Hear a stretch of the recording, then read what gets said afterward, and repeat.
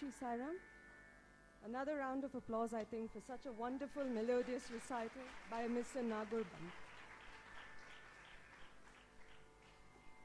Ladies and gentlemen, dear devotees, before we start this evening's program, I kindly request everyone to please switch off their mobile phones or at least keep them on silent mode while in this hall. Once again, a kind request to please switch off your mobile phones in this hall. I also request devotees to please move forward and not keep gaps in the seats so that devotees joining in a bit later can be better accommodated. My humble pranams to the lotus feet of our dear Bhagwan, Sri Sathya Sai Baba. On behalf of the Sri Sathya Sai Center, Kenya, its Board of Trustees, the Chairman and the Managing Committee, I would like to extend a warm welcome to all of you to this evening's talk by Professor Anil Kumar on the topic, What's Next?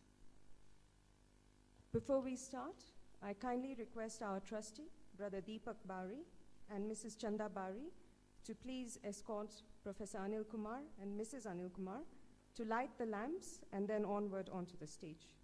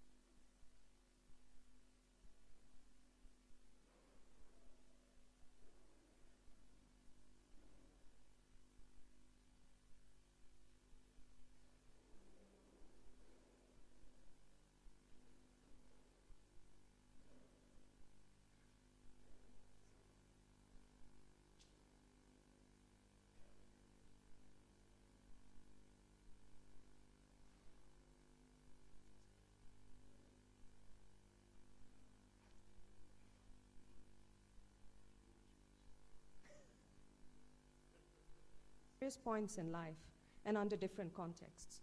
We reach a goal or objective, and already our hearts and minds are searching for the next challenge or goal. Indeed, the greatest of men and women work tirelessly in achieving their life's mission, and the question of what next on their life paths is almost an unconscious, constant thought process. I share herewith a quote from one of Africa's noblest souls, a name that commands admiration and respect throughout the world, fondly known as Madiba and formerly known as Mr. Nelson Mandela, freedom fighter and the father of free South Africa. I quote, "I have walked that long road to freedom. I have tried not to falter.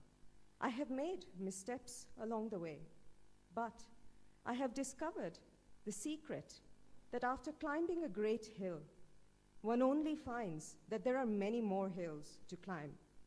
I have taken a moment here to rest, to steal a view of the glorious vista that surrounds me, to look back at the distance I have come. But I can only rest a moment, for with freedom comes responsibilities, and I dare not linger, for my long walk is not ended."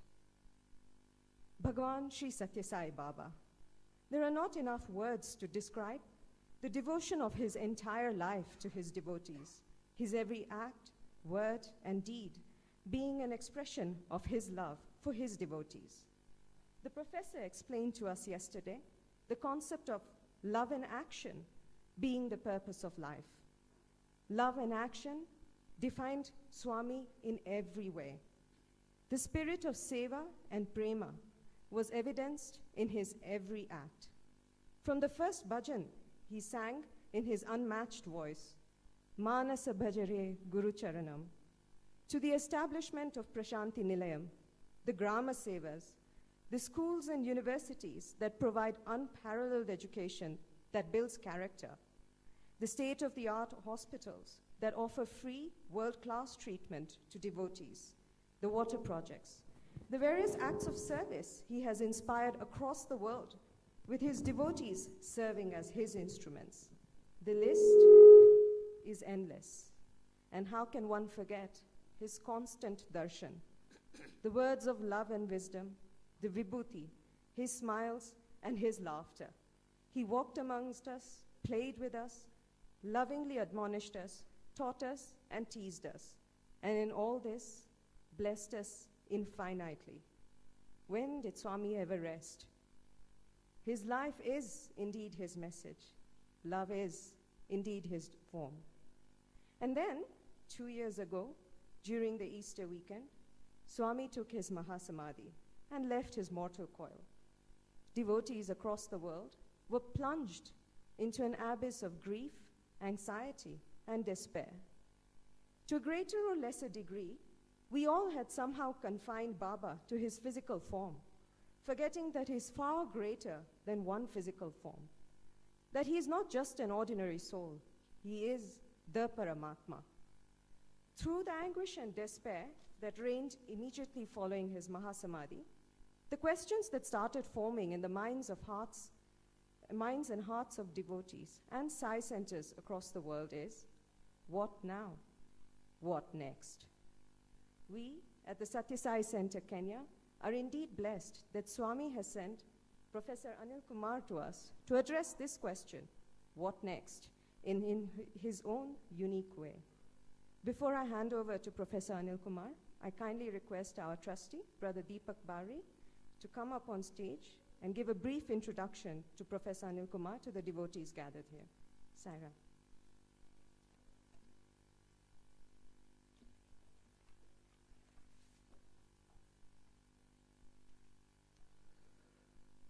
Sai Ram, brothers and sisters and guests,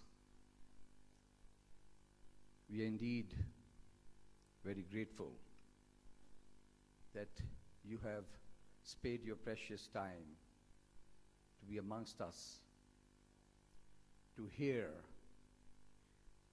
his wisdom and the knowledge of Professor Anil Kumar. On behalf of my fellow trustees, the chairman and the managing committee of Sri Sathya Sai Center, we heartily welcome you.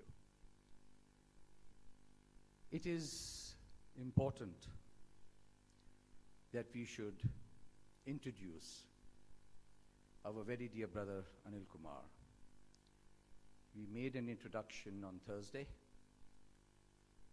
and I think we have new faces today, and it's important that one and all know who he is and in what capacity he has been sent here by Swami as his emissary. So, ladies and gentlemen, I'm not going to read out everything about Professor Anil Kumar, but I think what is most important for us to know is that Professor Anil Kumar is a blessed soul. Professor Anil Kumar realized divinity at a very early age. And that divinity, which is innate in every human being, pulled him towards Swami. After his education in college and subsequently lecturing in botany at Guntur in Andhra Pradesh, he started teaching. And while he was in the transition period, Professor Anil Kumar, Swami's way of bringing him closer, made him come into the Sai organization in Andhra Pradesh. He was the state president of Andhra Pradesh, where he was privileged in visiting every village in Andhra Pradesh several times in his sevas. From 1980 to 84, he was the zonal convener of the Sathya Sai organization, Andhra Pradesh. From 84 to 85, vice president, and then 85 to 89, state president.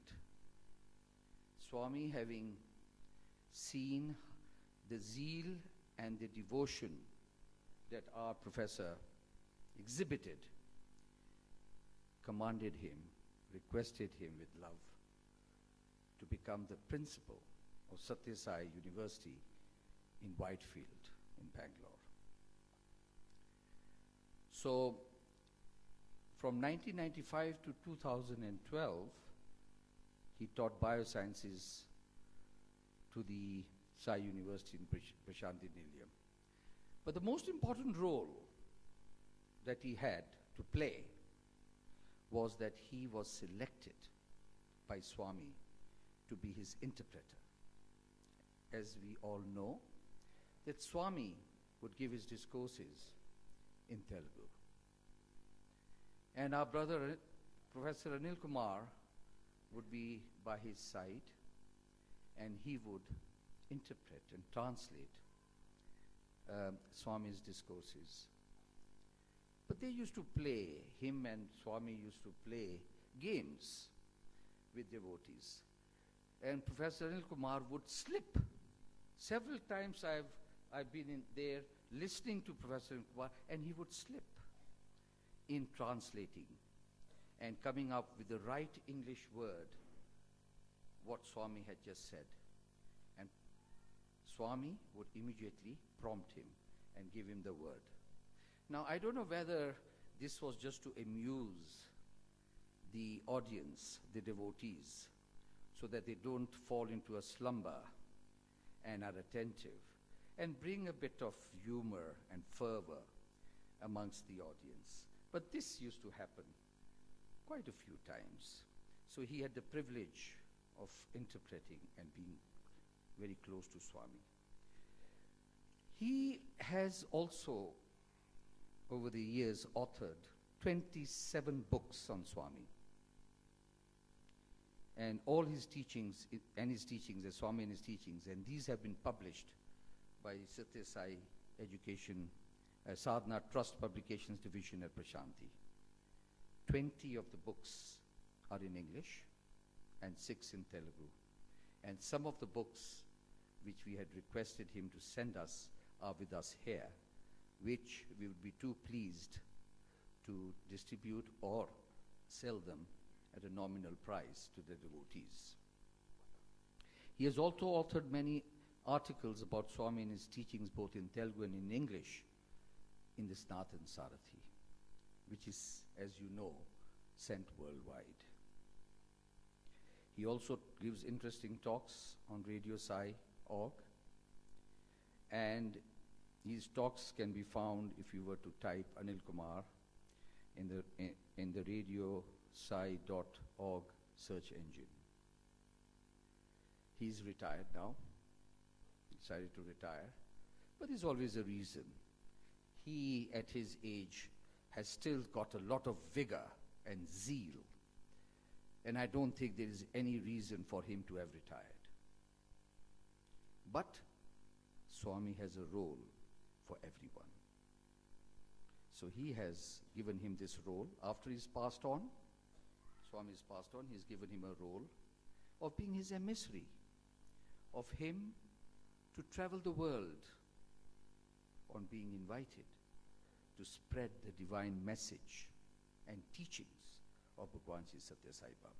So he's embarked on that journey, on that sadhana of sharing with devotees all over the world his experiences, his interpretation, his understanding of Sai, of Bhagwan Baba, in his own eloquent manner, the manner in which he has been talking since Friday, so eloquent. And he has got that dramatic expressions which puts everybody on their, on their feet, and they are fully concentrating. He makes them dumbfounded, and you are struck by the manner in which he delivers. That is Swami's grace on Professor Anil Kumar.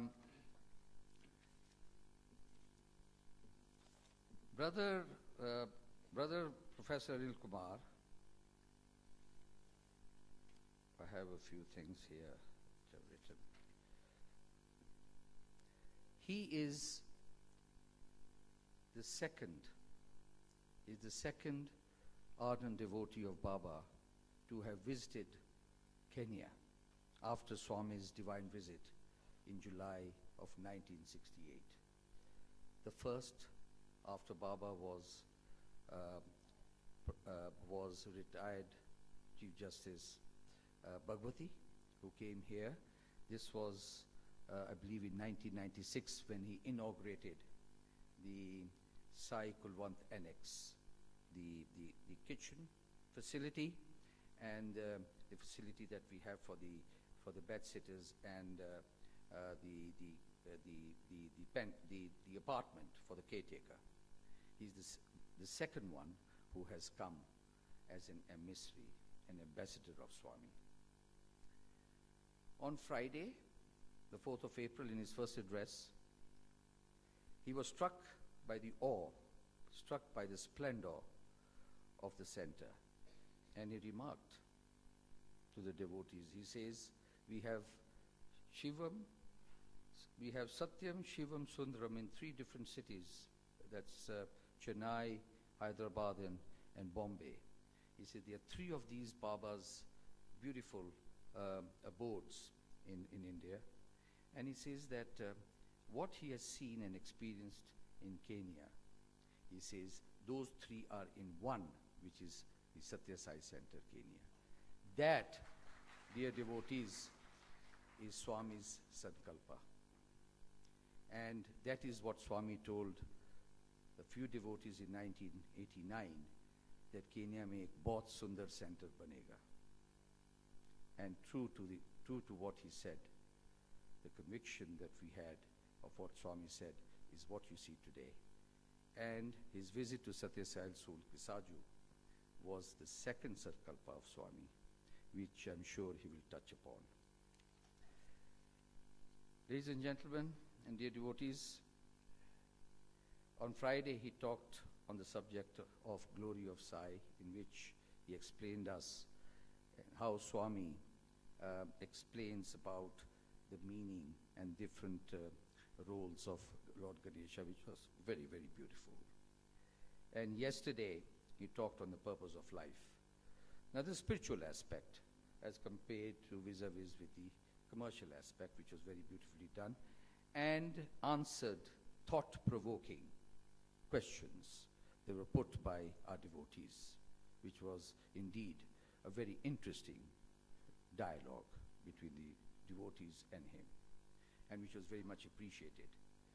Ladies and gentlemen, let me have the privilege and pleasure now to invite our very dear brother, Professor Anil Kumar, to talk to us on the subject, What Next, Sai Ram?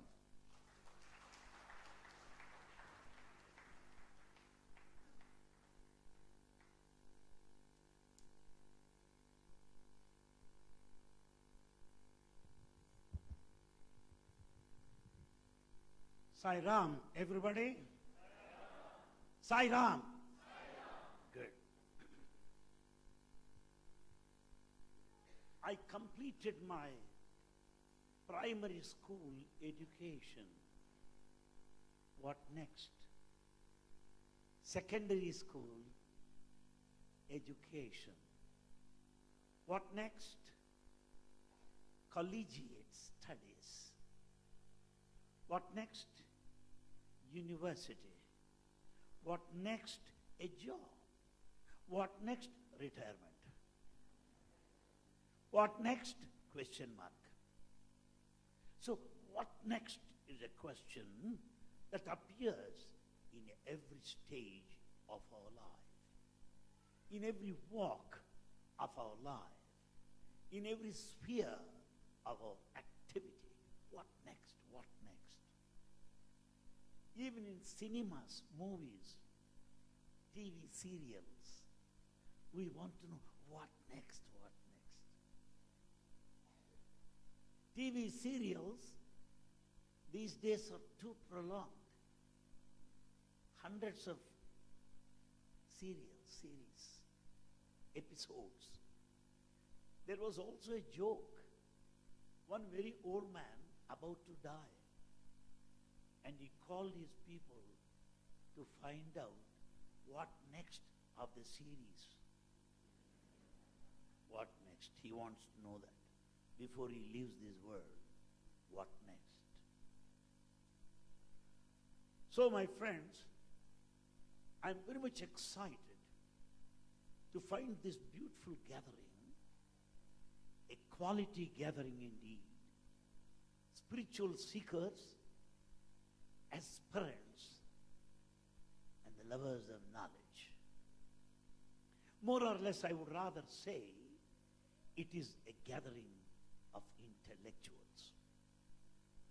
Spiritual gathering is given to a few people. Political meetings are for masses. Spiritual meetings for classes. We are not a mass, we are a class. Therefore, I would rather congratulate and appreciate your time and gracious presence to be here this pleasant evening. Let us go back to history. You know, the mineral matter, the rock, the stone, the sand, iron, all metals, mineral matter. Slowly, over ages after, mineral matter evolved into plants. These plants, over ages, slowly, by and by, evolved into animals. And these animals, over ages, long period of time, evolved into mankind. So mankind, at one time, out of animal world. And the animal world earlier was the product of plant world. And the plant world, even before, was out of mineral matter. This is the course of evolution. So, I am the man, evolved above the mineral matter. Yes, I'm more than rock. I'm more than stone. I'm more than sand. I'm more than a plant. I'm more than an animal. I am the man, the human being. What next? Shall I go back to animal, plant, mineral matter? What next? Did we ever question ourselves like that? Right from mineral matter up to man, evolution, development, advancement, progress happened unconsciously. No stone prayed, I want to be a plant. No plant ever begged to be an animal. No animal ever requested to be a man. So all these things have happened on their own, unconsciously. This is called unconscious evolution. Now, what next? it is left to the man to determine, to plan what to become next. What next? What next? Man is to become God. That is the next step. If not, he has to go back to animal life, plant life. We spent ages and ages, thousands and thousands of lives to reach this particular state, and we can't go back. So what next? To become God. Man can become God not by unconscious evolution, no, by conscious evolution.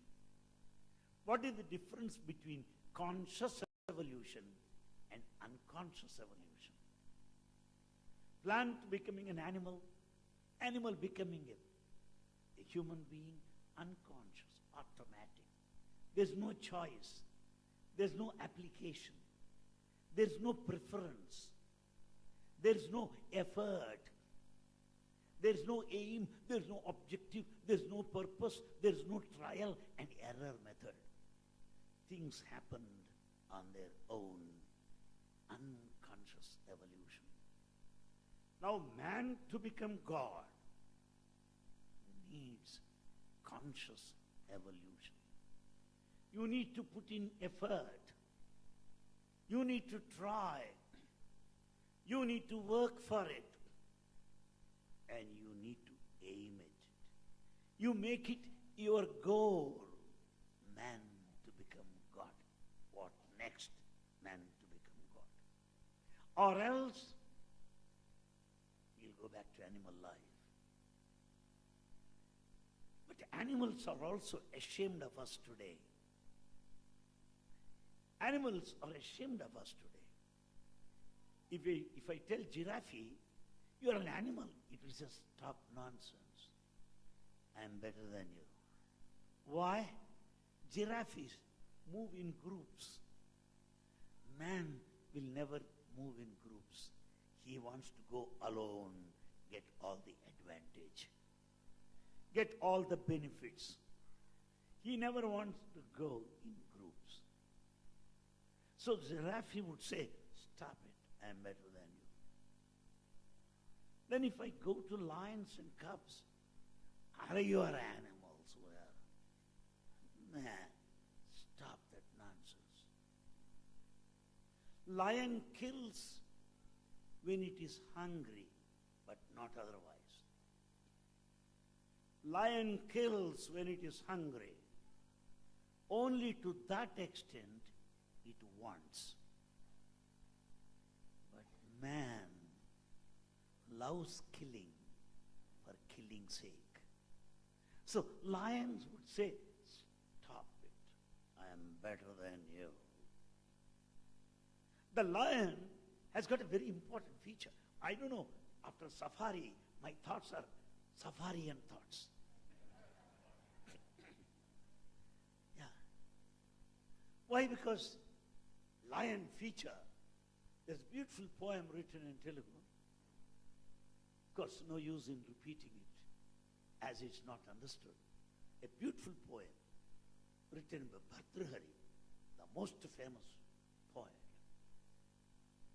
A lion may not have food, may be sick, may be weak, may be about to die, but it will never touch grass blade. It will never eat grass. No. It is ready to jump onto the body of the elephant, attack its head, and take that flesh within the head. Kanamadeva kumbha pisita grahalala sasila sagragresara bhasamanamaku kesari. Wow! It is after the flesh contained within the head of an elephant. It may be weak, starving, ready to die, but it will not eat grass. So lion would say, you dirty man, you are ready to eat anything. You are ready to eat others' food also. You are ready to grab everybody's food. Well, I am the lion. I eat when I am hungry. And you the man. Ice cream, hot coffee, tea, again snack, constant loading, unloading, loading, unloading. That is our job. So lions will feel insulted when we call them your wild animals. No. Go further into the safari, you find some cheetahs just lying on the ground. Oh, cheetah, look here. I am the man. It will get up. Are you not ashamed to say that? Have you no sense of shame? Stupid. I know when to sleep. I have time to sleep. Whereas you fellow buffalo can sleep anywhere, in the office, while at work, during travel, on the lap of the neighbor, in standing posture on the shoulder of the next traveler. You can also sleep with the eyes open. Why do you say that? So animal world is very much disappointed with man because they seem to be much better. Yes. And not only that, coming to weakness, animal has only one weakness. Only one. Yes. To catch the fish, we spread the net. Keep the bait. Fish is attracted. Catch the fish. So, weakness for food is the feature of fish.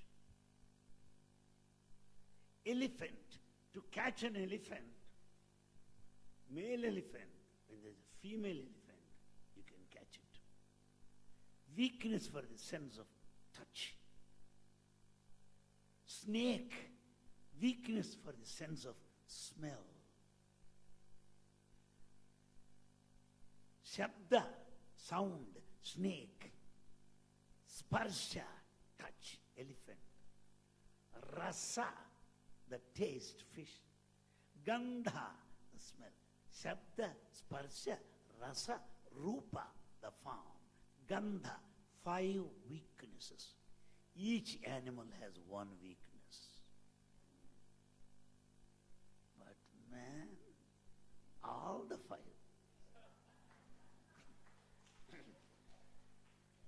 So where is the zoo? You don't have to go to zoo. Every one of us is zoo for himself and herself. So let's not say animals are inferior. No.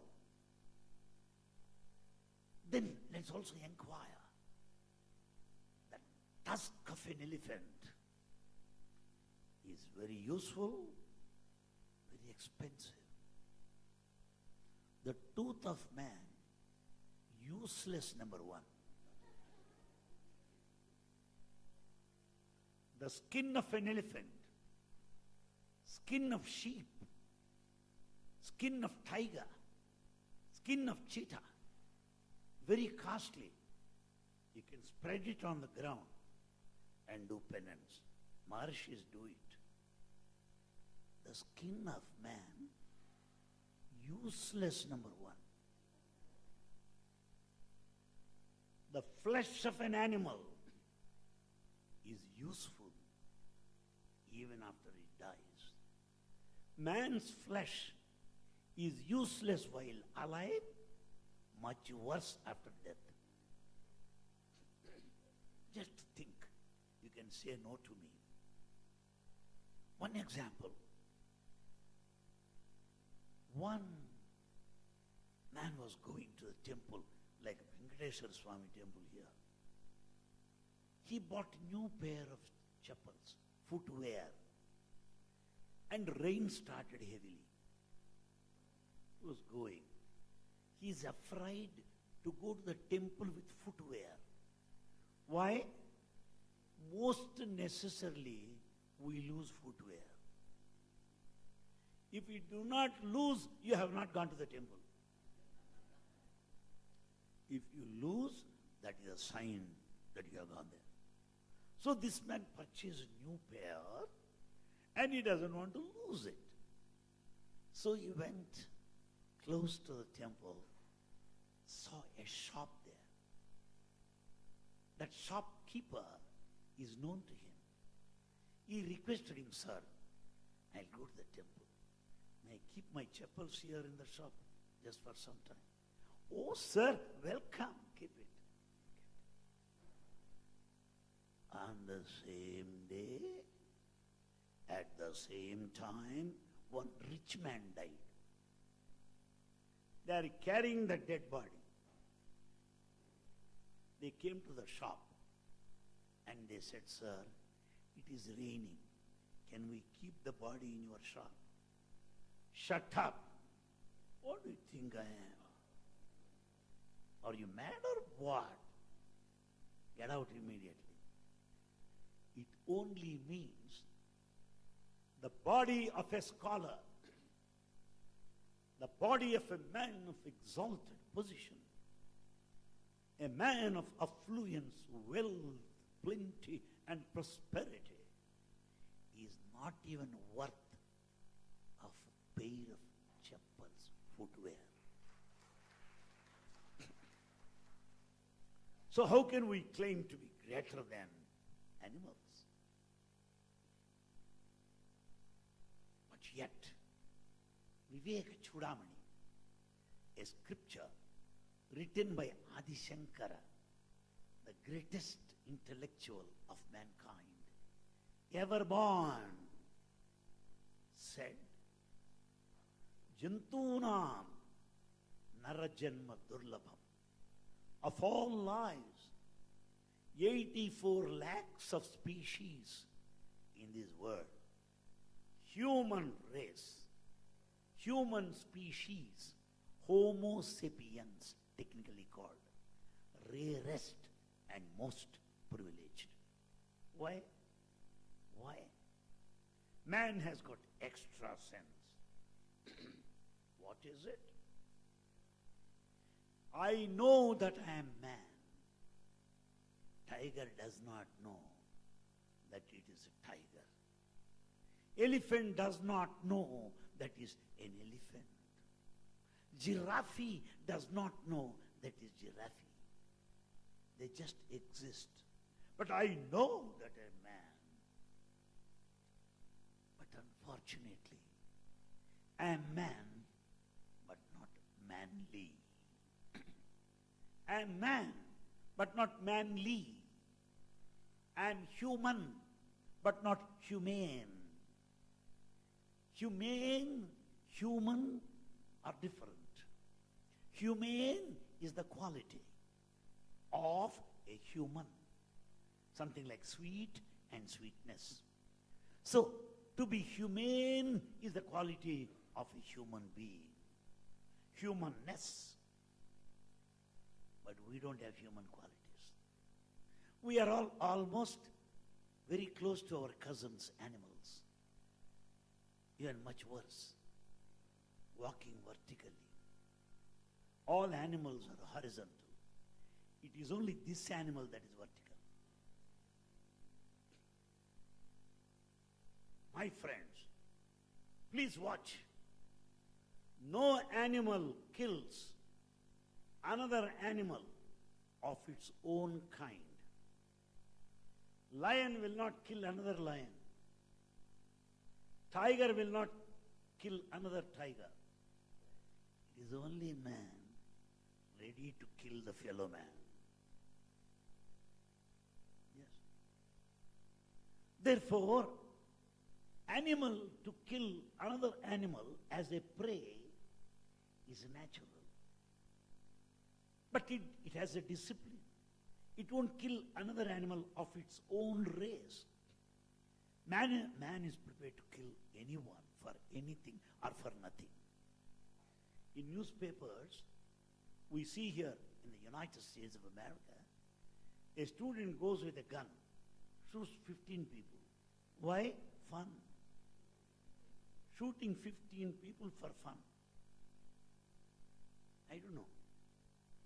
Any animal is better than such fellows. Therefore, my friends, animals behave in the way they are created, in the way they are designed, the life that is natural to them.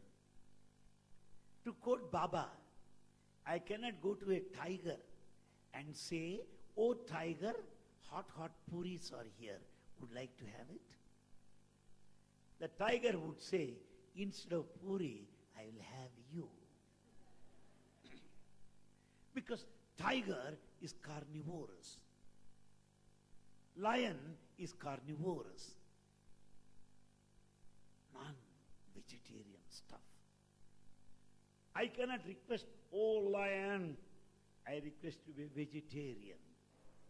It will say, "Please come here. Let me have you, then we'll decide." But man can be a vegetarian or a non-vegetarian. Choice is given to man, not to animals.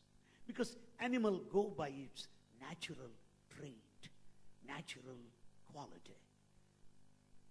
But man can transcend himself.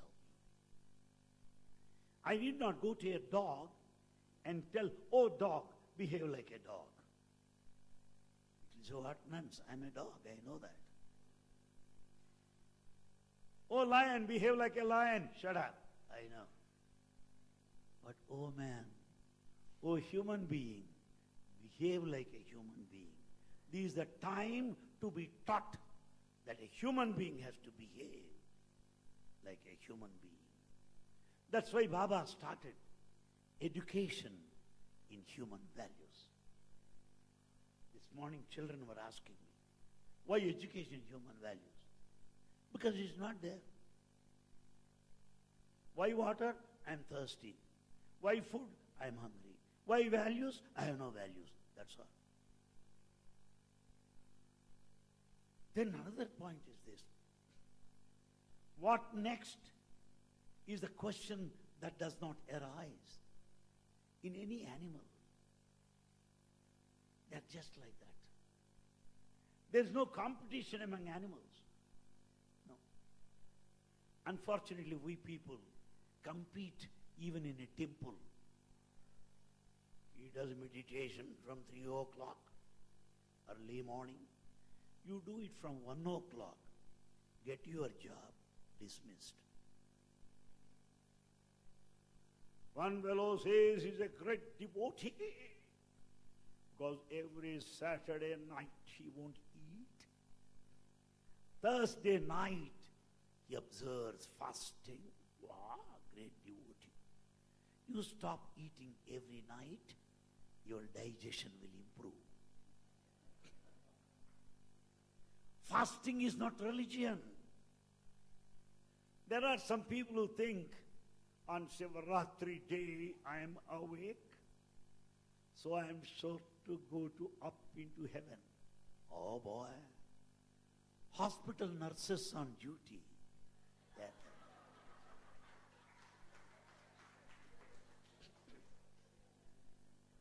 Watchmen on duty, night duty.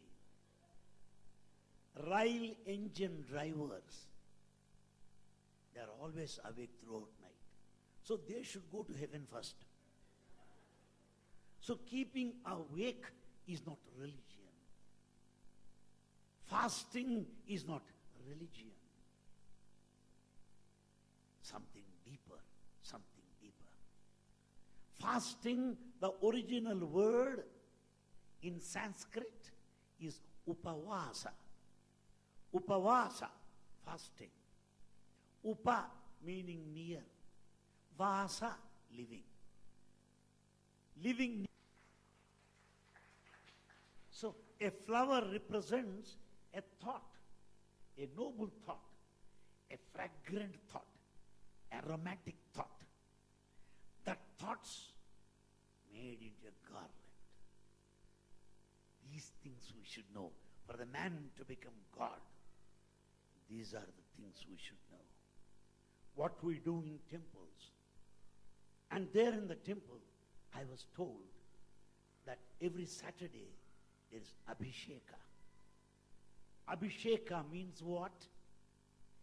Giving bath to God. Bring holy water, give him a bath. Oh, I see. I take bath every day. Is it Abhisheka? No. Is merely pouring water Abhisheka? No, you fool. No. What is Abhisheka? Please follow me, my friends. What is Abhisheka? Oh God, you have given me the gift of human life, water. Oh God, you have given me good health, water. Oh God, you have given me good family, water. Abhisheka is a process of thanksgiving, of expressing gratitude, of being emotional with God. That's why, thank you God, thank you God, that's what Abhisheka is. Abhisheka further means tears of joy. When you see God, many people say, they tell me, sir, when I see Swami, tears start rolling. Why? Something wrong with your eyes? No. When you see God, you'll be touched. They're getting ready for a dinner or what? Ask them time for Naivedya. Please, please. Ask them to be silent. Thank you. Therefore, tears of joy. Simple example. When husband returns home after 10 years of deputation, 10 years he was away, the husband returns home. How does the wife meet him? Does she say, I love you, honey? Artificial lipstick culture. Plastic culture. She doesn't say anything. Tears start rolling. When the child meets the mother, after a couple of hours, the child starts crying. Tears of joy, tears of thankfulness, tears of gratitude, tears of adoration, tears of respectfulness is the spirit, is the philosophy of Abhisheka. Then we also find some leaves offered to God. Some leaves. Anjaneya Swami, they offer Tomala Seva. Number of leaves offered to him. Ganesha loves leaves. Why leaves? Why? What is the leaf? Your body is the leaf. Your body is the leaf. Leaf? Yes. Why? It will be dry tomorrow. Leaf today will be dry tomorrow. It will fall down by the evening. Body is the leaf that withers, that drops, that fades, that falls. So to sum up, my friends, leaf offered to God is the body. Water offered to God, tears of joy. Flowers garland, nice sentiments, excellent feelings. Count the sound, the wheel, the time. This is the spirit of worship. You understand me? You understand me, please? Would you raise your hands if you understand me? I'm the richest man today. Richer than Tata. He is a Tata. I am Tata for 7 grandchildren. Not much of a difference. When I'm able to communicate what I want, what more I want, my friends? What more I want in this life? Then, for the man, what next? For the man to become God, first thing is, he should choose to be God. No, sir, I choose to be an animal. You don't need to choose to. You are already an animal. Having chosen, having opted for, having preferred, 2, determination. Choice, determination. Let me know that I am God. Determined. Having determined, 3, effort, sadhana, spiritual practice. Finally, you are God. Well, I am God. How can I become God? Where is God? There are some people that tell me, I saw Ramachandra in front of me. Oh, Rama in front of you? Then who are you? Are you Kama? Are you Kama to see Rama? No, Kama is desire. So you cannot see God in front of you. Impossible. Supposing I say, look here, gentlemen, ladies, I saw Anil Kumar in front of me. All of you will go to Sambasivara and ask him, sir, we thought that you bring a man with sanity, but you brought a person with insanity. He says that he sees him in front of him. What is that nonsense? Do I see Anil Kumar? I am on Anil Kumar already. So, you are God already. You are not going to become God. You are already God. If you become God, you may not become later. That which comes will go. That which goes will come back. So you are not going to become, you are already God. How? In Upanishads, there are 4 important statements. Bhagavan, please bless this audience. They are listening to your words in rapt attention. I am so happy about it. 4 sentences are called Mahavakyas. Mahavakyas are important dicta, important statements, important verses. What is the first verse? What does it say? I am Atma Brahma. Baba, modern God. What does he say?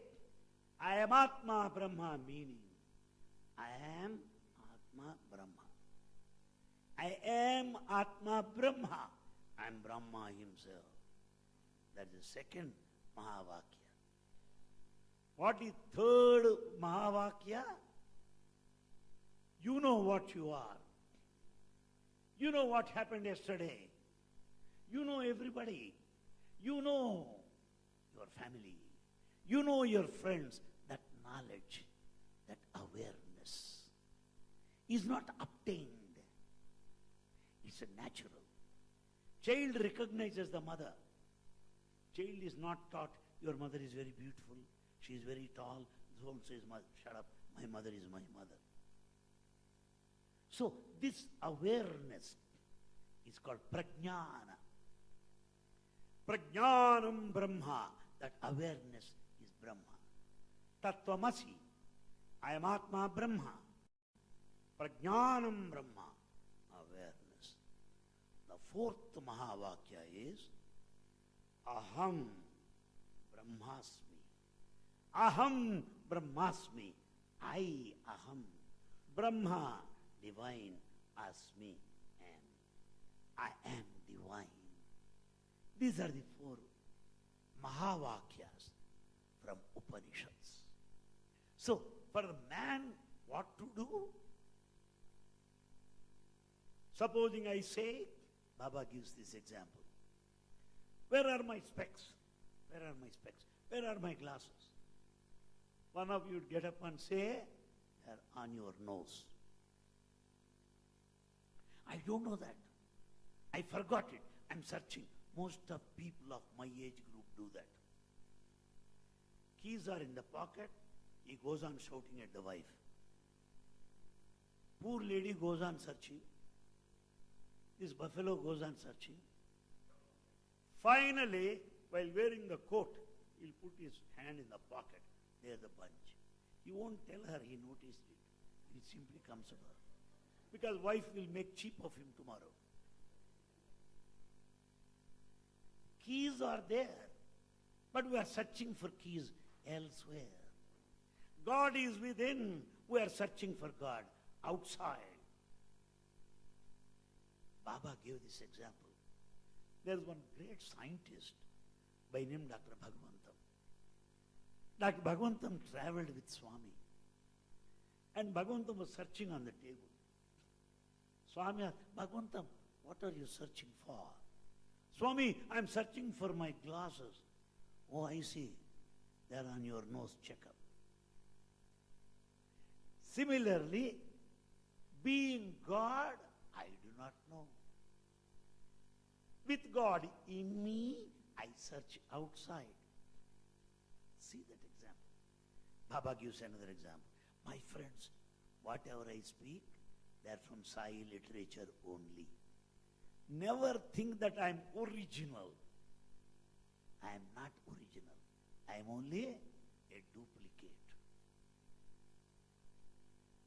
Just a Xerox. He gives beautiful example. A boy was coming on his cycle. He saw an old lady searching for something under the street light. The boy had love for that old lady. He got down out of his bicycle, kept it in a stand, and came to this old lady. He asks, Grandma, what is it you're searching for? The grandmother tells, my dear grandchild, I'm searching for a pin lost. Oh, then grandson asks, Grandma, where have you lost? Here, are there? My dear boy, I lost it in my hut there. Oh, when you lost the pin in your hut, why are you searching here? There is street light, therefore I am searching here. Our search for God is like that. When God is in the hut of human heart, we are searching on the street lights, on the streets. What a funny thing it is.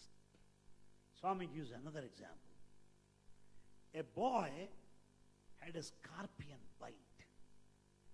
Paining. Wah, wah, wah, wah. He's crying. A doctor was brought. Doctor gave him ointment.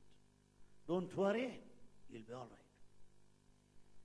After 2 hours, mother of the boy complained, oh doctor, what ointment you have given? Boy is still crying. You may have to repeat your MBBS. Doctor came again. Boy, did you apply ointment? Yes. Where did you apply? To the cot on which I was sleeping. While the scorpion has bitten his finger, he applied ointment to the cot. While God is here, we apply our prayer to the cot. Therefore, God cannot be caught. Let us understand that. God is within. But why don't you see? Why don't you find Him? See the technique of God. Ears are outside. Pop music. Michael Jackson music. Wow. Eyes are outside. Watch. All movies. Okay? All dances. Good. Senses are the doors, windows, with the doors open outside. Doors outside open. So, we know only outside information. News, nuisance. News is nuisance. Outside information. So, we do not know inner news. So, they are all open outside. What to do? So, what we have to do? Suppose it's very cold. Last night my friend was asking me, Anil Kumar, shall I close the windows? Because you seem to feel very cold. So, to be free from cold, what should I do? I should close the windows. Similarly, to look within, to go within, to listen to the news inside, what should I do? Close the windows. Windows of eyes, windows of ears, windows of your tongue, all these five senses. Jnanendriyas. Five senses of cognition should be closed. Then what happens? When I open my eyes, I see all of you. When I close my eyes, I don't see anybody. When my ears are open, I listen to all sounds, including that sound. Including that sound. Supposing my ears are closed, I don't hear any other sound. So, when senses are closed, you don't get any outside information. Am I clear? Am I clear? Good. I'm a teacher, what to do? Old habits die hard. That too I taught for 49 years as professor. What to do? I want you to carry some information back home. Lecture is not an entertainment. Lecture is enlightenment. You should have few thoughts to carry back home. So, the first thing is, close your senses. Do not see, do not hear, do not touch, do not smell. Not that you stop your breath, not necessary. Do not taste, sit silent. Then what happens? Nobody will disturb you. No wall posters, no election wall posters, no advertisements, no sound will disturb you. Fight or quarrels or arguments, nothing will disturb you. Close, that's all. Then what happens? There's market here. Mind is the market. Traffic of Nairobi. Yesterday around this time, Abba, I never thought that there's such a big population here. Are there traffic everywhere? Sometimes they don't move also. Very good. But one good thing is, they are not putting their hand. They are not applying their hand. That is very bad. You should apply your hand. So traffic is seen here, but not heard. But whereas we believe in audio, visual both. So our human mind, traffic jam. Thoughts, counter thoughts. Thoughts, counter thoughts. I am here, good. I am listening to the talk. Morning I went to Abhishekam. Tomorrow I am planning for garlands. When this man would stop for us to have dinner? When shall I ask questions? Do I have enough of gasoline to drive home? Will children wait for me or fight among themselves? Thoughts, counter thoughts. Taka, taka, taka. So we cannot sit like that. There are some people that say, I meditate for 2 hours. Bogus, number one. There are that say, I meditate for hours and hours. You are not meditating, you are sleeping. How do I know? You are snoring, you do not know. Impossible to meditate for hours, because it is not the nature of the mind to be stable like that. Something like the tail of a dog, something like a curly hair, something like spring of a cushion chair. Back again. Oh mind, don't move. Shut up, I move again. Oh mind, let there not be thought. Is the hot coffee ready? Thoughts. Baba gives beautiful example. There are leaves to every tree. The leaves move or flutter. Fluttering of the leaves. They flutter. No, sir. Our leaves do not flutter. Aha, they are plastic leaves. They don't flutter.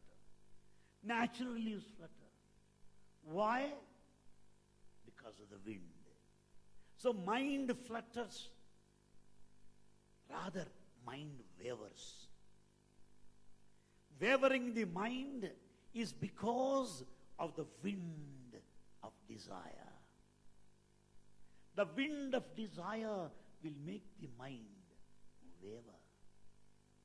Therefore, what should I do? Sealing on desires. Control your desires. Control.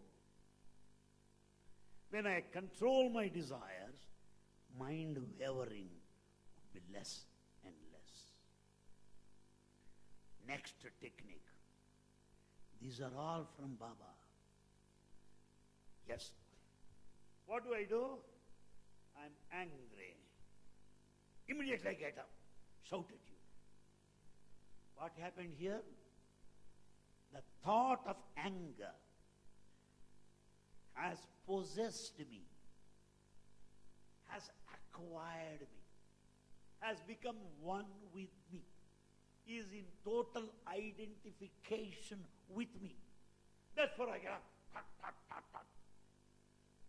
The thought of anger immediately acted upon. So, who am I now? I am the thought. Clear? Supposing one is in a mood to drink. Neatly drive over there. Have it full. Come back. I am sorry for the day. The thought of a drink immediately made him go to the bar and drink. What is he now? The thought. So, I become the thought. But it should not be like that. I am different from my thought. My shirt, different from me. I am not the shirt. Am I the shirt? No. My coat, I am not the coat. This is my coat. My watch, I am not the watch. Similarly, my mind, you are not the mind. You are not the mind. So, the thought of the mind is not you. You are different from the thought. Simple example. Supposing I'm angry. Yesterday, you did not look at me.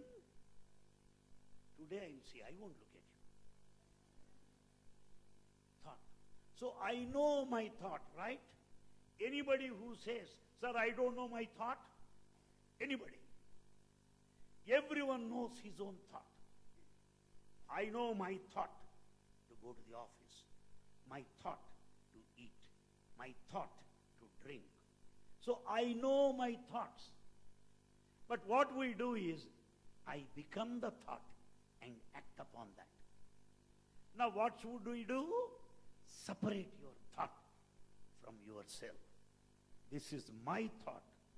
I am not the thought. Now, when there is a difference between the thought and you, that is called meditation. Meditation is the gap between the mind and you. Whereas world is mind and you being one is the world. When you separate from the mind, that is meditation. Well, how to do that? When thoughts come, let me watch my thought. Next thought. Oh, this is my thought, okay? This morning I had wonderful chutney, very hot. Good. Next thought. Will I have pickle tonight? Okay, next thought. Let me be a witness to my own thought. When I am a witness to my thought, the thought becomes weak, powerless. When I become the thought, it becomes powerful, energetic. Because thought is energy. The latest theory says, tach ions, thought ions will be more energetic if you identify your thought. If you don't identify, tach ions become weak. Mind becomes weak. Thought becomes less. Market, the traffic jam becomes less and less. 10 o'clock in the night, the way is clear. That is meditation. Thoughtless state is meditation, but not sitting straight. You sit like that until you get your back pain. It's not that. Thoughtless state. How can you get thoughtless state? By watching your own thoughts. By not identifying with your thought. Watch it. So the thought becomes slow and vanish. Then you will know you are God. Then you will know you are God. How? When there are no thoughts, am I God? Yes. How?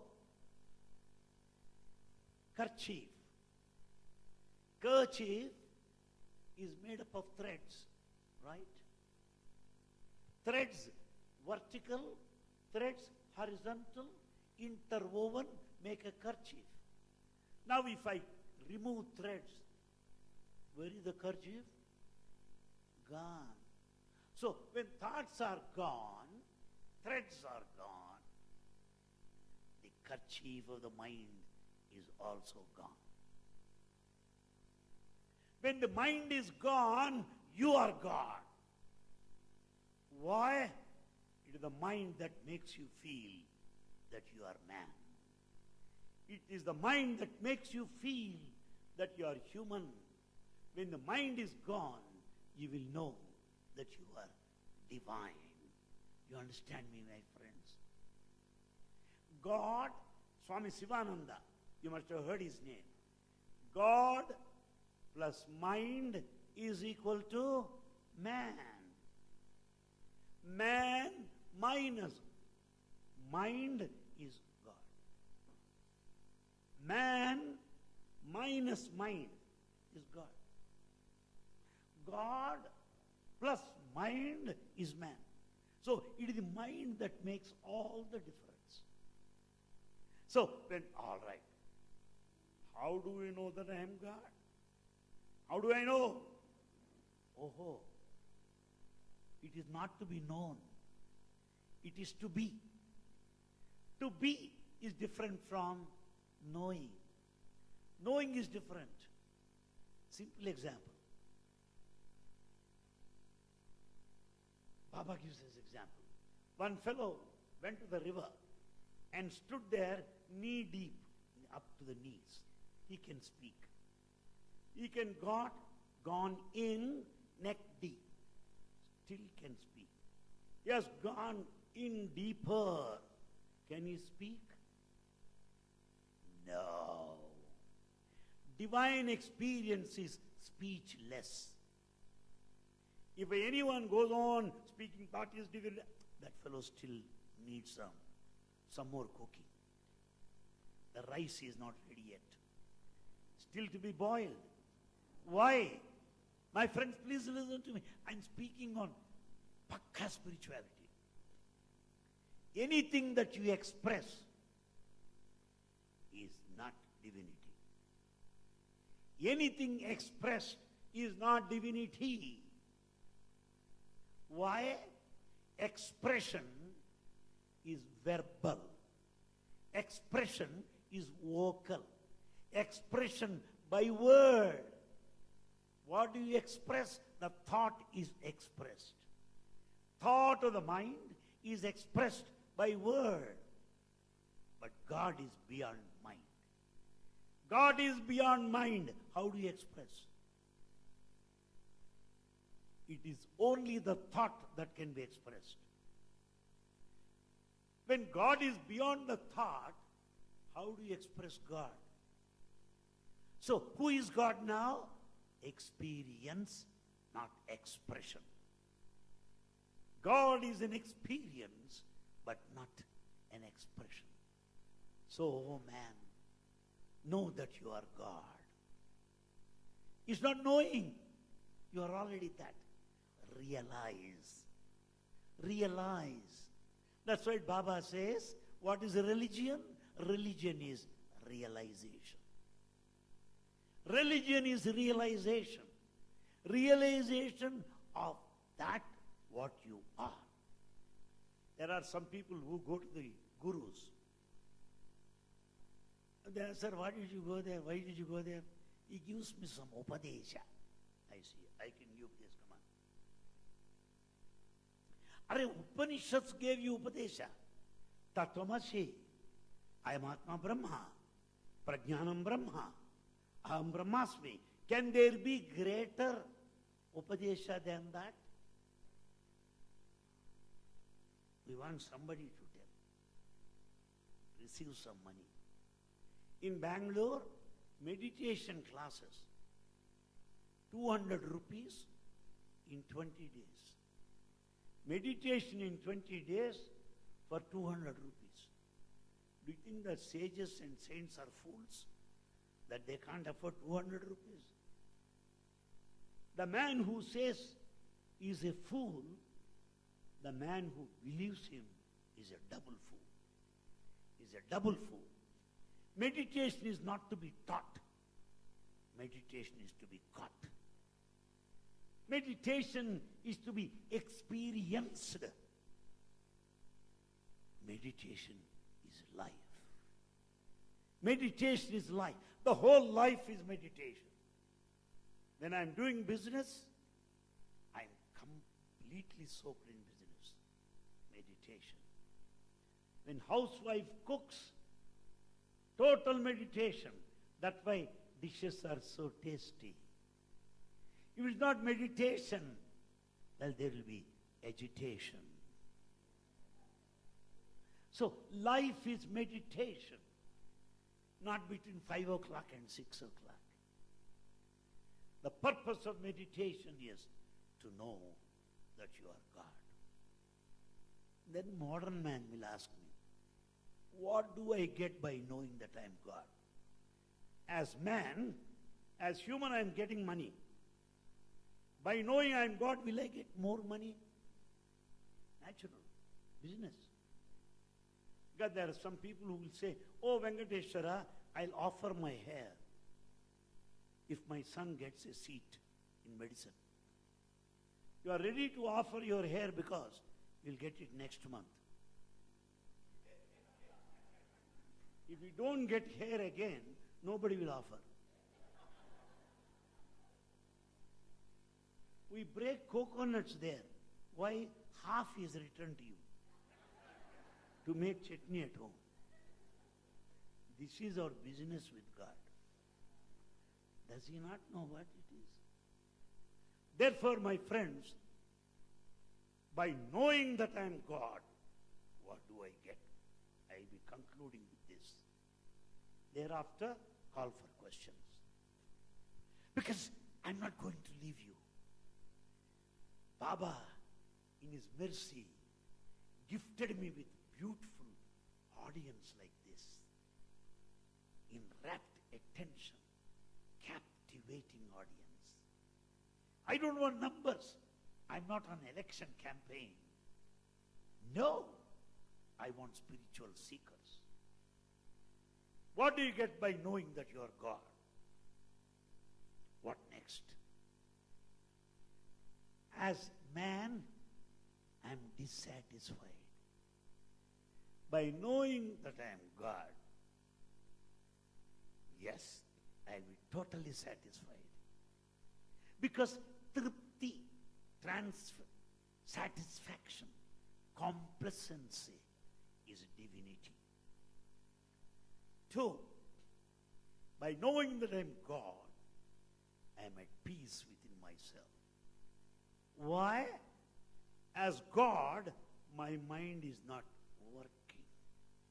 My mind is not responding. My mind is not reflecting. Reflecting, responding, receptivity, sensitivity, these are all gone. So I am balanced, equipoised. Samachitta, dhira, sthita dhirmuni richate, sthita prajna, steady-minded man. So by knowing that you are God, you will be steady, you are equanimous, you are satisfied. There is no death. There is no death. No death? Yes. Why? It is the body that comes and goes. You are not the body. Baba gives this beautiful example. This bulb is burning. There is electricity. Tomorrow, by accident, filament is gone. We remove the bulb. Is there current or not? There is. Bulb may be functioning. Bulb may not be functioning. But there is electricity. That electricity is what you are. That electricity is what you are. What divinity is. Bulb is your body. 40 candle, 100 candle, a big bundle. Therefore, don't worry. If you know that you are God, there is no fear of death. There is no fear of anything. There is no want. Because you are full. Purnamada, Purnamidam, Purnat Purnamudachyate. That is full. You are full. Nothing to ask. Therefore, my friends, what next? To realize that you are God. What next? To be in God. To live in spirit of Satyam Jnanam Anantam Brahma. Satyam Jnanam Anantam Brahma. Anandarupam Amrutam Yadvibhadi. Shantam Sivamadvaitam. Shuddham Apapavitam. You are that Satyam truth. Jnanam, the infinite knowledge. Anantam, infinity. You are not limited. When you think you are limited, my body, you are conscious. What next? There is God in me, conscience. What next? Same God in everybody, consciousness. So, from conscious, what next? Conscience. What next? Consciousness. May that supreme consciousness abide in thee, be with you. Let us be alert, awake, alert, alert. Most of the people in temples, they go there, listen to talks there, only to sleep. Or to speak about their sons-in-law or daughters-in-law, plots they acquired, kitchen fighting. Chee, chee, chee. They are not alert. When you go to the temple, when you listen to spiritual talk, be alert to what is said. Alert, awake. Don't sleep. Aware, alert, awake, aware are the three things, so that we learn, we laugh, and live. Thank you very much.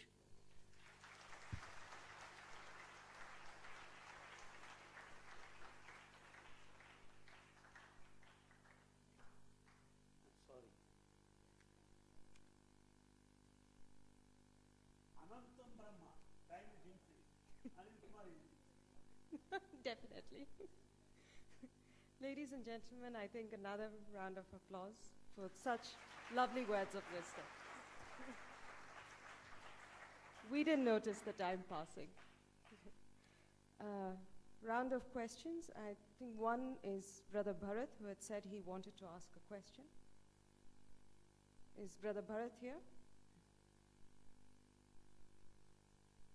Please, if you come quickly and tell the question clearly, I'll answer briefly.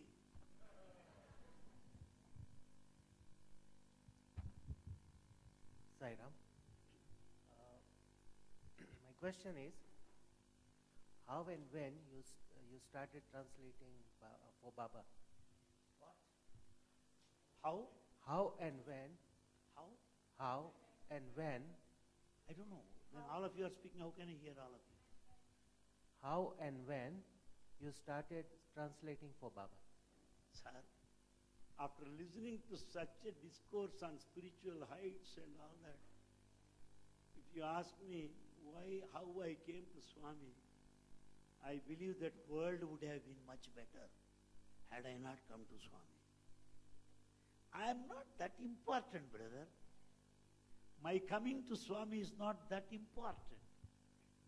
What change that has come in my life, how I am useful to him, is more important than coming to him.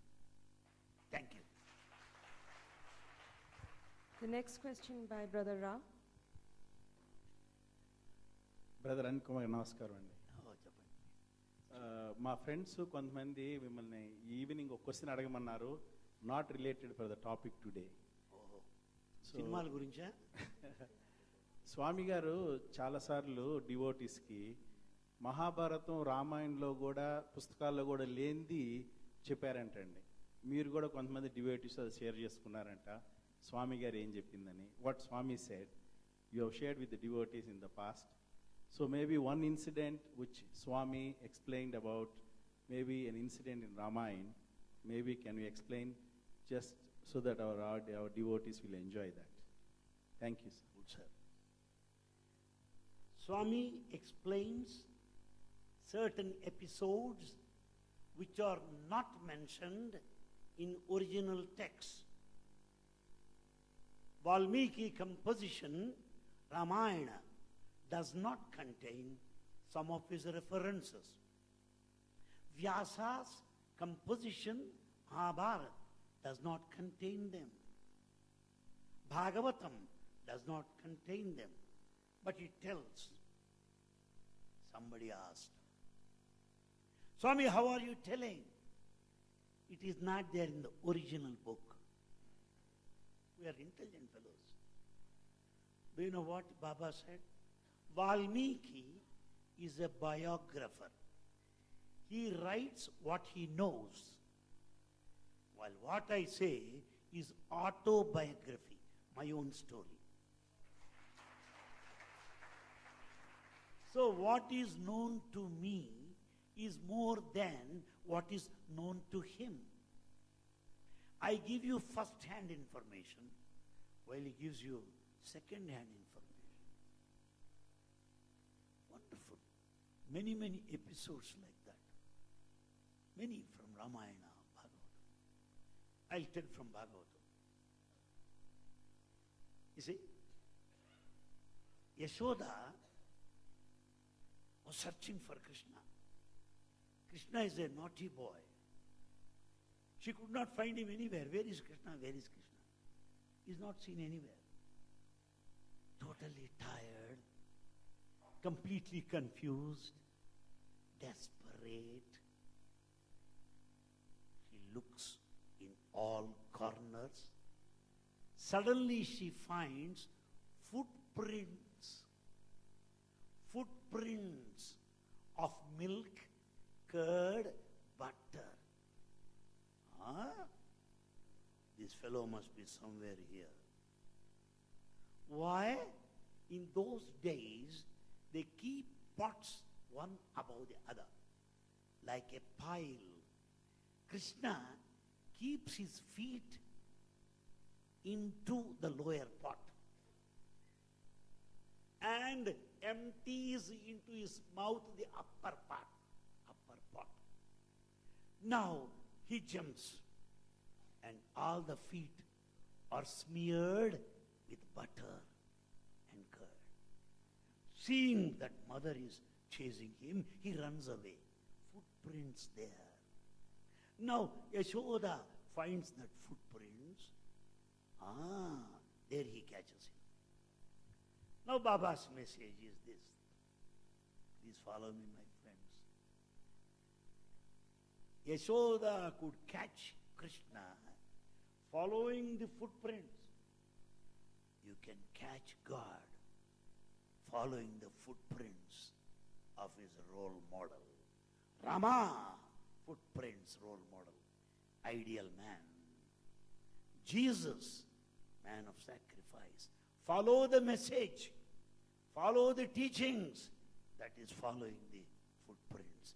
That is the meaning that he gives, which only Sathya Sai Baba can tell. Nobody else.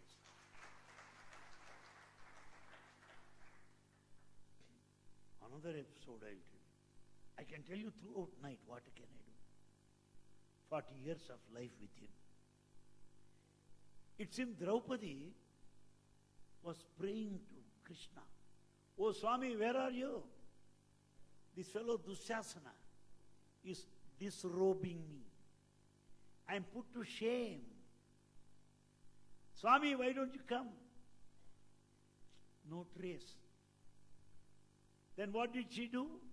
She held her sari on one hand, stretched another hand. Oh Krishna, Mukunda, come on.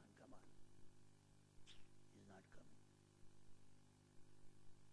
Then she prayed, oh Krishna, oh Dwarakavasa, oh Vrindavana Vihara. Still Krishna has not come. Then she dropped both of her hands, joined both of her hands and prayed, Krishna, Hridaya Nivasa, where are you? Krishna appears there in the end. When Krishna appeared there, after some time Draupadi asks, why delay, Swami? What happened to you? Is your Garuda gave you any trouble like Indian Railways? What is this delay? What happened to you? Krishna said, it's not my fault, Draupadi. You said Dwaraka Vasa. So I had to come via Dwaraka. When I'm coming via Dwaraka, you said Vrindavana Sanchari. I had to go back to Vrindavan. When you said Hridaya Nivasa, Pata, I had to materialize there. That Sathya Sai Baba only can say. Thank you. Is that enough? Good. Thank you, sir. There are many like this. Any other questions? Tanzanian question. Sai Ram, Baba has said in his discourses that take God as your best friend, and whatever you want to ask God.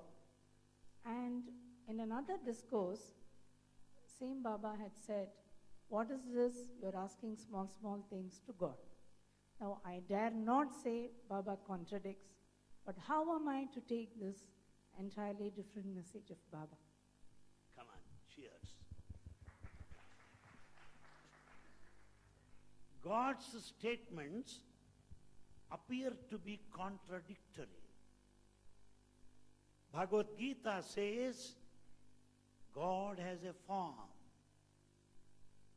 sakara. Same Bhagavad Gita says God has no form, nirakara.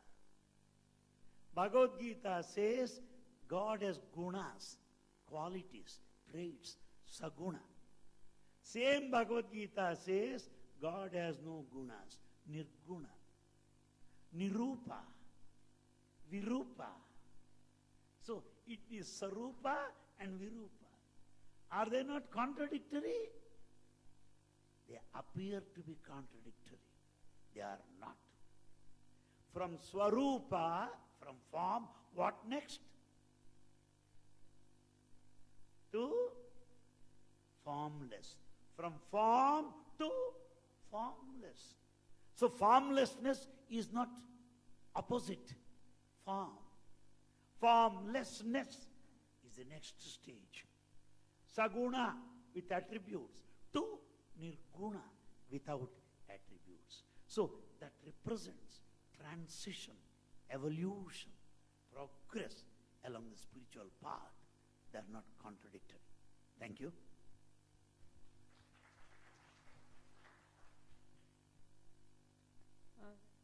Any more questions? No? I think we can take one final question. Sai Ram. What does Bhagwan say about rituals? About ritual? Yes. Good. And do these rituals take us to self-realization? You are the man of the match. Good. That which is performed mechanically is a ritual. Swaha, swaha, namaha, swaha. DVD can do it. Computerized program. That which is done as a routine, like a machine, repetitive, is a ritual. Done with awareness. I am doing Abhisheka, act of gratitude. That ritual becomes spiritual with awareness. So what does Baba say? Do ritual with awareness so that it becomes spiritual. So you are ritualistic spiritual man. Spiritual is the goal. Ritual is the way. Ritual is the flower. Spiritual is the fragrance. Ritual is the sweet gulab jam. Sweetness is spiritual. So ritual to spiritual, one is the quality, one is the manifestation. So let us do all rituals with awareness so that they become spiritual. Thank you. Thank you, dear devotees. A few more minutes of your time, please. I'd like to request our artist, Mr. Nagur Babu, to please come on the stage.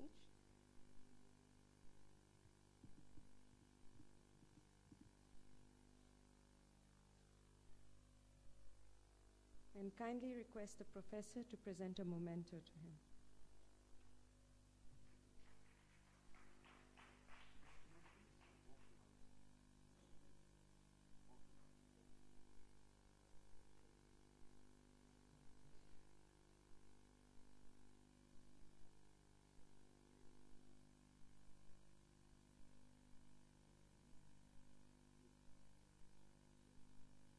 I requested him, begged him to sing Chagaraja song for us. Sangeeta Jnanamu Bhakti Vina. Sangeeta Jnanamu Bhakti Vina. I'm not going to sing. You are going to play.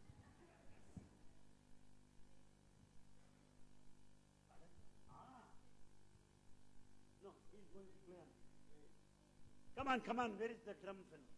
Little fellow? He was doing a good job. Come on. We saw two lions going together.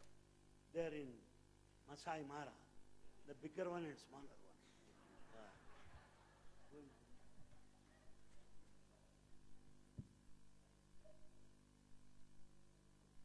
That would be good finale with music. What do you say? Hello? Sorry. Oh, before I forget, let us clap this girl who has done a good job. Thank you.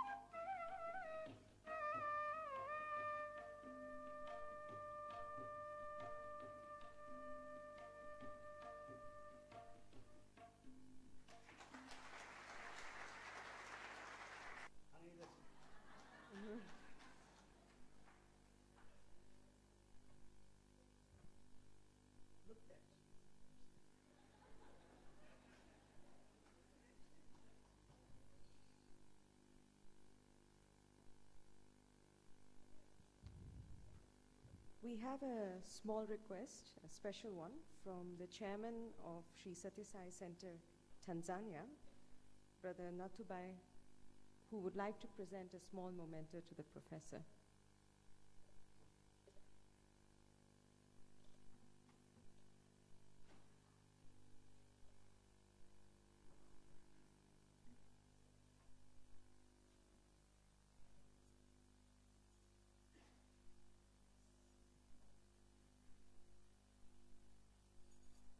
brings us to the end of today's session. Before we close the session, a few announcements. We have benefited from such wonderful words of wisdom from the professor. And I think there could be a little bit of sadness as well that tomorrow is the last of this series of talks. We do hope the professor and his wife will visit us again. But dear ladies and gentlemen, despair not. At the reception desk, we have several books written by Professor Anil Kumar that are available at a nominal price. Pearls of wisdom that you can carry home and can refer to time and again. The professor has also kindly agreed to sign these books if you so wish. So devotees, this is not an opportunity to be missed. You have the chance to have your very own autographed copies of the professor's books. Grab the chance.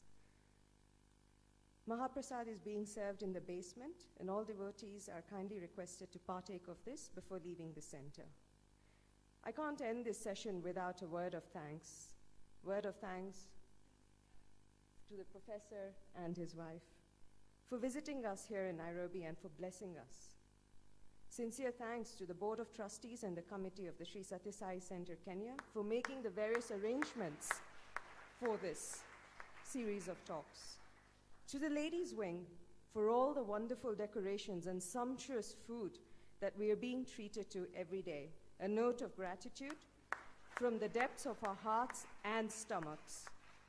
And last but not the least, the various Sevadals, most of them youth wing members, who have been silently working in the background throughout these talks to ensure that we can all enjoy them. To them, a heartfelt Asante Sana. And to you, dear devotees, for your patience and for being a rapturous audience. Thank you very much. Tomorrow's program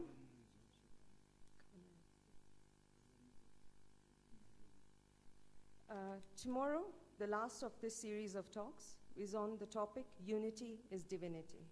It is from 4 p.m. to 6 p.m. The governor, recently elected governor of Nairobi, and the first one, will also be gracing this occasion. We hope to see you all here tomorrow as well. Sairam. Time tomorrow is 4 to 6 p.m.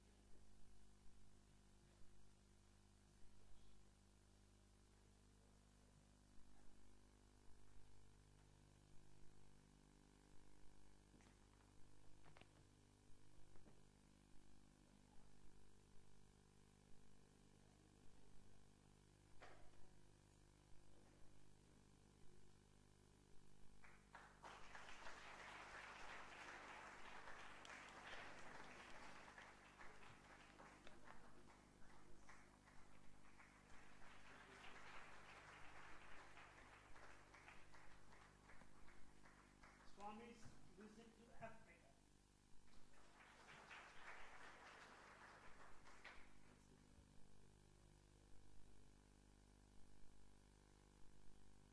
Tanzania, Victoria.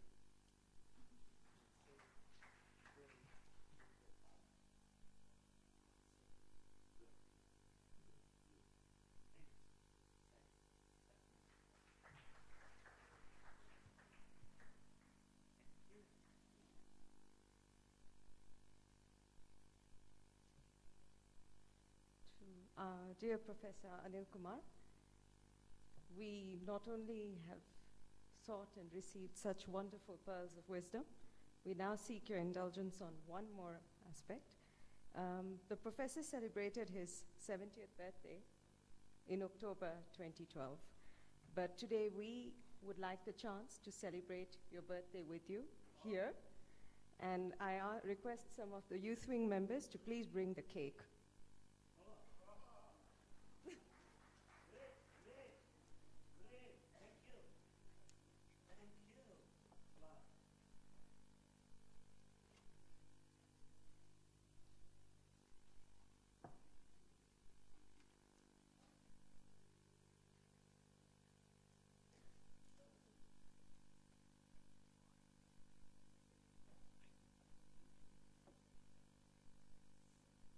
Okay, let's sing.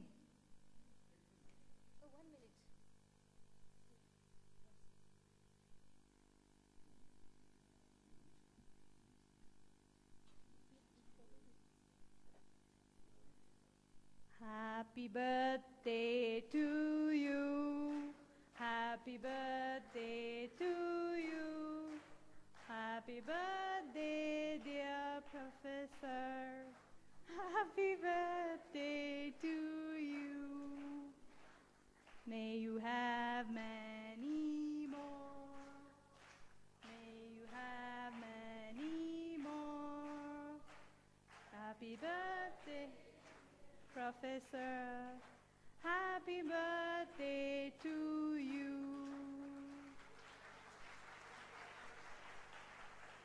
Three cheers for the young gentleman. Hip hip. Hip hip. Hip hip. Thank you.